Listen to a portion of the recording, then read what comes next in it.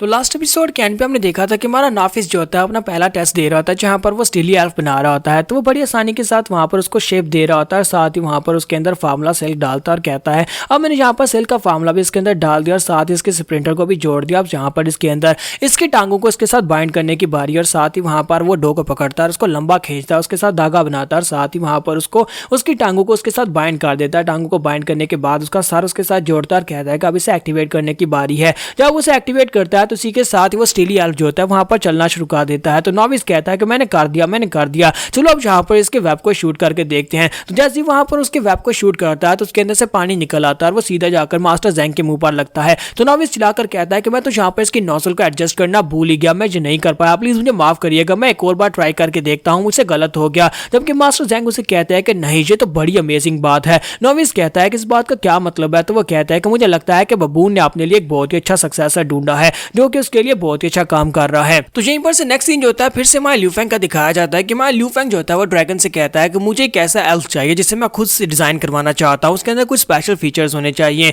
तो ड्रैगन उसे कहता है कि अच्छा ठीक है, मैं यहाँ पर इस बार में कुछ बात करता हूँ। हमारे पास मास्टर बबून हुआ करते थे, मास्टर बबून तुम्हारे लिए वो एल्फ बड़ी आसानी से बना सकते थे, लेकिन अब उनकी जगह के ऊपर नॉविस वहां पर गया है, लेकिन उसे यहाँ पर इसके बारे में कुछ भी नहीं पता। फिर भी मैं उससे राब्ता करके देखता हूँ, शायद वो यहाँ पर हमारी कुछ मदद कर सके। और इसी के साथ ही वहां पर कॉल करते और कहते हैं नॉविस क्या तुम वहां पर पहुंच गए और क्या तुमने वहां पर जाकर अपने बेसिक्स को समझना स्टार्ट किया है, क्या तुमने जॉब को टू कवर कर लिया। तो वो कहता है हाँ सर, मैंने यहाँ पर आकर अपनी जॉब को समझ लिया और मैं यहाँ पर आकर काम भी कर रहा हूँ, मुझे लगता है कि मैं यहाँ बहुत ही जल्दी एल्फ्स बनाना स्टार्ट कर दूंगा। और इसी के साथ ही ड्रैगन उसे कहता है कि अच्छा ठीक है, अब मैं यहाँ पर तुमसे कुछ बात करने वाला हूं। हम लोग तुमसे एक एल्फ बनवाना चाहते हैं, इसी वजह से हम तुम्हारी मदद चाहते हैं। यहाँ पर ल्यू फेंग से बात करो, ल्यू फेंग तुम्हें खुद बताएगा कि उसे यहाँ पर एल्फ के अंदर कौन कौन से फीचर चाहिए। तुम्हारा ल्यू फेंग उसे बताता है कि मुझे ये वाले सारे फीचर उसके अंदर चाहिए। तो जैसे ही उसे ये वाली बात बताता है तो ड्रैगन उसे कहता है कि बताओ कि तुमने यहाँ पर सही बात को समझ लिया, तुम एल्फ बना पाओगे या नहीं।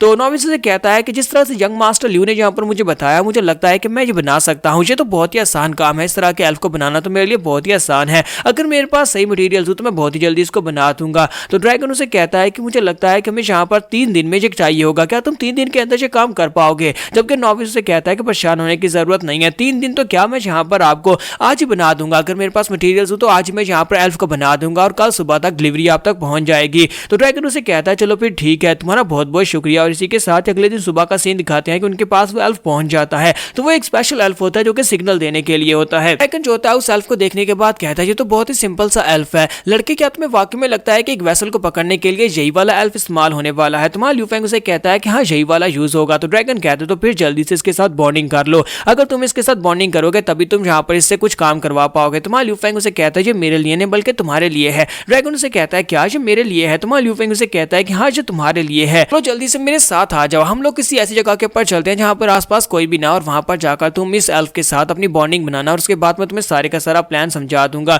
और उसके बाद दोपहर के वक्त का सीन दिखाया जाता है जहाँ पर जैंजिया को दिखाते हैं, वो जैंजिया को भी यहाँ पर अपने साथ मिला लेते हैं। तो वो जैंजिया को बताते हैं कि हमारे पास यहाँ पर एक मेथड है जिससे हम लोग अंडरकवर वेसल को ढूंढ सकते हैं, या फिर अंडरकवर वेसल्स की तरफ से जो भी एजेंट यहाँ पर हम लोग उसे ढूंढ सकते हैं। तो ड्रैगन कहता है कि हम उसे ढूंढ सकते हैं तो तुम्हें हमारी मदद करनी होगी। तो जैंजिया कहती है लेकिन हम लोग यहाँ पर तुम्हारी मदद कैसे करेंगे। तो वो उसे कहते हैं कि जाकर प्रिंसिपल लू से इस बारे में बात करो, उनसे कहो कि तुम्हें यहाँ पर कर्फ्यू नाफिज करना होगा, यानी कि यहाँ पर कर्फ्यू ऑर्डर जारी करना होगा पूरे 30 दिन के लिए। पूरे के पूरे बेस के ऊपर जितने भी लोग हैं वो सभी लोग अपने रूम्स के अंदर ही रहेंगे और कोई अपने रूम के अंदर से बाहर नहीं निकलेगा। तो वो उस पेपर के ऊपर पढ़ती है जहाँ पर हमारे ल्यू फेंग ने उसे ऑर्डर्स के बारे में लिखा होता है कि इसके अंदर क्या लिखा हुआ है। तो जैंजिया उसके ऊपर पढ़ती है कि यहाँ पर लिखा है कि हमें स्क्रीनिंग के लिए पूरे 30 दिन के लिए बेस को कर्फ्यू में डालना होगा और कोई भी अपने रूम के अंदर से बाहर नहीं निकलेगा, यहाँ तक कि किसी को बाहर निकलकर सुसु करने के लिए जाने की इजाजत भी नहीं है। तो जैंजिया उसे कहती है कि वाकई में इससे हम लोग यहाँ पर वेसल को पकड़ पाएंगे। ल्यू फेंग कहता है मेरे पर भरोसा रखो, मुझे पता है कि हम लोग उसको पकड़ पाएंगे, तुम बस जाकर इस ऑर्डर को जारी करवा दो। तो वो कहती है ठीक है मैं अभी जाती हूँ। और उसके बाद वो जाकर उस ऑर्डर को जारी करवा देती है। तो नेक्स्ट नाइट जो होती है वो नाइट जो होती है फुल मून की नाइट होती है। जैसे वहां पर चांद निकलता है तो ये सभी लोग झाड़ियों के अंदर जाकर छुपे होते हैं, एक ओपन एरिया में झाड़ियों में छुपे होते हैं। जैंजिया उसे कहती है क्या वाकई में तुम्हें लगता है कि झाड़ियों में छुपकर हम लोग अंडरकवर वेसल को ढूंढ पाएंगे। क्या तुम्हें लगता है कि कर्फ्यू लगाने की वजह से वो वेसल जो है वो खुद ब खुद चलकर यहाँ पर इस गार्डन में आ जाएगा। क्या तुम्हें लगता है कि वो ओपन एरिया में यहाँ पर आने वाला है। तुम्हारा ल्यू फेंग उसे कहता है मेरा भरोसा करो वो यहाँ पर जरूर आएगा, बहुत ही जल्दी तुम्हें यहाँ पर कोई आता हुआ दिखाई देगा, मेरा भरोसा करो, मैं तुम्हें बाद में इस बात को एक्सप्लेन करूंगा। और इसी के साथ उन्हें कोई आता हुआ दिखाई देता है तो वो सभी लोग उस तरफ देखना शुरू कर देते हैं कि अब कौन वहां पर आ रहा है। तो वहां पर और कोई नहीं होता बल्कि मास्टर गू शाने होते हैं। तो मास्टर गू शाने उसी तरफ आगे बढ़े होते हैं। तो जैंजिया कहती है ऐसा कैसे हो सकता है, ये तो वाकई में मास्टर गू शानी है, क्या हम लोग अभी जाकर उनको पकड़ ले? तुम्हारा लिू फेंग उसे कहता है नहीं फिलहाल के लिए नहीं, फिलहाल के लिए तुम सभी लोग यहाँ पर रुको, मेरे सिग्नल का वेट करो, हम सभी लोग यहीं पर छुप कर उनको देखेंगे कि वो क्या करने वाले हैं। तो मास्टर गू जो होते हैं वहां पर ओपन एरिया में खड़े होकर चांद की तरफ देखना शुरू कर देते हैं और वहीं पर खड़े रहते हैं। तो जैनजिया उसे कहते हैं उन्हें वहां पर तकरीबन 15 मिनट हो चुके हैं और वो वहां से हिले भी नहीं और सिर्फ और सिर्फ चांद की तरफ ही देख रहे हैं। तुम्हारा लिू फेंग इसी के साथ चलाकर उसे कहता है कि मुझे लगता है कि मैंने यहाँ पर सारे के सारे डॉट्स को कनेक्ट कर लिया, सभी लोग यहाँ पर से बाहर निकल सकते हैं। जैसे वो ये वाली बात करता है साथ ही प्रिंसिपल गू का नाम चलाकर बुलाता है तो मास्टर गू जो होते हैं होश में आ जाते हैं और उसकी तरफ देखते हैं और कहते हैं कि तुम सभी लोग यहाँ पर क्या कर रहे हो और मैं इस जगह के ऊपर क्या कर रहा हूँ। ऐसा दुनिया के फिर से मैं यहाँ पर स्लीप वॉकिंग कर रहा था, लगता है मैं सोते हुए फिर से यहाँ पर चला आया। तुम्हारा लिू फेंग उसके पास आता है जबकि मास्टर गू से कहते हैं ड्रैगन और जैनजिया तुम दोनों यहाँ पर इसके साथ क्या कर रहे हो, तुम सभी लोगों का यहाँ पर क्या काम है, तुम झाड़ियों में छुपकर क्या कर रहे थे। तुम्हारा लिू फेंग उसे कहता है कि मास्टर गू हमें पता चल चुका है कि अंडरकवर वेसल कौन है जिसने यहाँ पर ये सब कुछ करवाया, हमें उसके बारे में पता चल चुका है, हम लोग यहाँ पर उसे अरेस्ट करने वाले हैं। तो मास्टर गू से कहते हैं क्या वाकई में तुम्हें पता चल गया, जो तो बहुत ही अमेजिंग बात है, चलो जल्दी से हम लोग वापस चलते हैं, अपनी अपनी पोजीशन के ऊपर जाकर उस बंदे को पकड़ते हैं। तो मास्टर लिू फेंग उसे कहता है कि ये जरूरी नहीं है, वो बंदा यहीं पर ऐसी जगह के ऊपर है। तो मास्टर गू कहते हैं कौन है, क्या वो जैनजिया है, लेकिन जैनजिया से कैसे कर सकते हैं, ये तो मास्टर लू की बहुत ही खास बंदी है। तो मास्टर लिू फेंग उसे कहता है कि नहीं नहीं मास्टर गू वो बंदे आप है, वो अंडरकवर एजेंट आप हैं। सुनने के बाद मास्टर गू बहुत ज्यादा हैरान होते हैं, फिर साथ ही चलाकर उसे कहते हैं तुम लोग अभी भी यहाँ पर मेरे पर इल्जाम क्यों लगा रहे हो, तुम लोग यहाँ पर मुझे सस्पेक्ट क्यों कर रहे हो, जबकि सभी लोग मुझे जानते हैं कि मैं कितना अच्छा इंसान हूँ,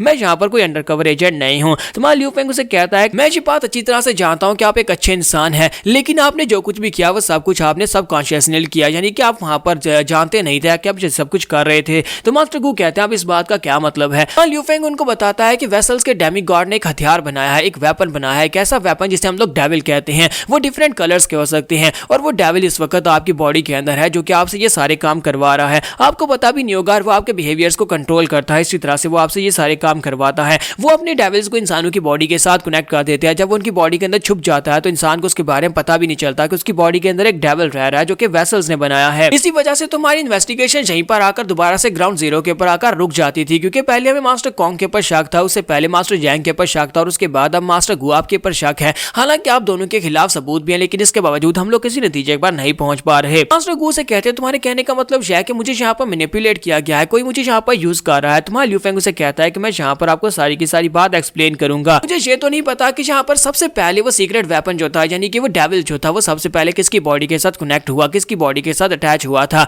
लेकिन उसके बाद से मुझे यहाँ पर इतना पता है कि वो दो लोगों की बॉडी के साथ तो जरूर था। मास्टर कॉन्ग की बॉडी के साथ था जब उसने पहली बार यहाँ पर टिप ऑफ ऑर्डर दिया था, जब यहाँ पर स्क्वाड के बहुत सारे लोग मारे गए थे और उसके बाद उस इंसिडेंट को छुपाने के लिए मास्टर कॉन्ग ने आर्काइव के अंदर जाकर आग लगा दी और मास्टर कॉन्ग की बॉडी के साथ क्योंकि वो डेविल चिपका हुआ था, इसी वजह से उसने जाकर वहां पर आग लगाई ताकि सबूत को मिटाया जा सके और उन्हें जो टिप ऑफ लिखा था वो टिप ऑफ भी वहीं पर जल जाए। तो सीक्रेट वेपन ने अपने मिशन को पूरा कर दिया। तो मास्टर गू से कहते हैं तुमने यहाँ पर मास्टर कॉन्ग के बारे में बात की, तो इसका मतलब यह है कि वो सीक्रेट एजेंट जो है वो मास्टर कॉन्ग है, फिर मेरे पर इल्जाम क्यों लगाया जा रहा है। तो यहाँ पर लिू फेंग अब उनके सामने भी ये बात एक्सप्लेन करेगा कि उनकी बॉडी के अंदर भी डेविल है। हम लोग अपनी एपिसोड 134 का एंड करेंगे। नेक्स्ट एपिसोड में देखेंगे कि यहाँ पर मास्टर गू की बॉडी के अंदर से कौन से कलर का डेविल निकलने वाला है। तो एपिसोड की एक्सप्लेनेशन अच्छी लगी हो तो कमेंट करके जरूर बताइएगा, वीडियो को लाइक करना मत भूलिएगा। Thank you.